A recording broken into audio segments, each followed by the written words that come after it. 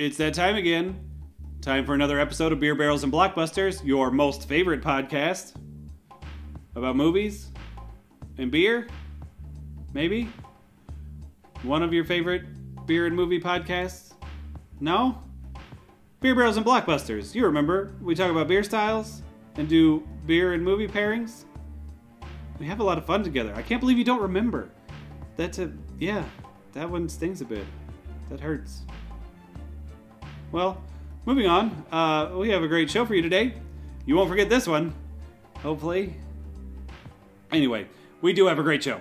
We're talking about another Belgian beer today. I love talking about Belgian beers because they're interesting and there's usually good history to them and they're just tasty fucking beers that I enjoy drinking.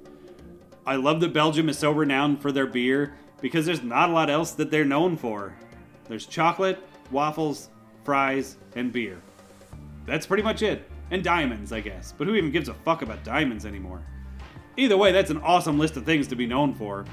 America's known for rampant greed, gun violence, and junk food, so who am I to judge? I shrugged during that pause. I realize now that you could not see me do it, so I'm telling you. I'm narrating my movements. That's a good way to podcast, right? But when I put it into perspective like that, Belgium seems even cooler. And that's before I tell you all these other cool facts I looked up about Belgium. Are you ready? So, these are all from a website I found called theculturetrip.com. It's got a ton of cool information about cities all over the world. Brussels, for instance, is the seat of the European Union and NATO, making it one of the most important cities in the contemporary European political landscape. Antwerp, Belgium's second largest city, is the diamond capital of the world.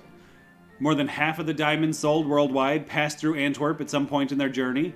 That's a pretty impressive percentage, even if diamonds are bullshit. For real, diamonds are the dumbest thing to spend your money on. They're not part of a long-standing tradition for marriage proposals. That's all just a bullshit marketing gimmick. They're not rare either. They're just hoarded by De Beers to make them seem rare. And that's not even touching on the moral problem raised by child labor and conflict diamonds and whatnot. Seriously, stop buying diamonds. They're stupid and pointless, and I hate them. Moving on. Let's see. Belgium doesn't have a legally mandated bar closing time, so bars can stay open as long as they want. That's pretty cool. Waterloo, the site of Napoleon's final defeat, is just south of Brussels.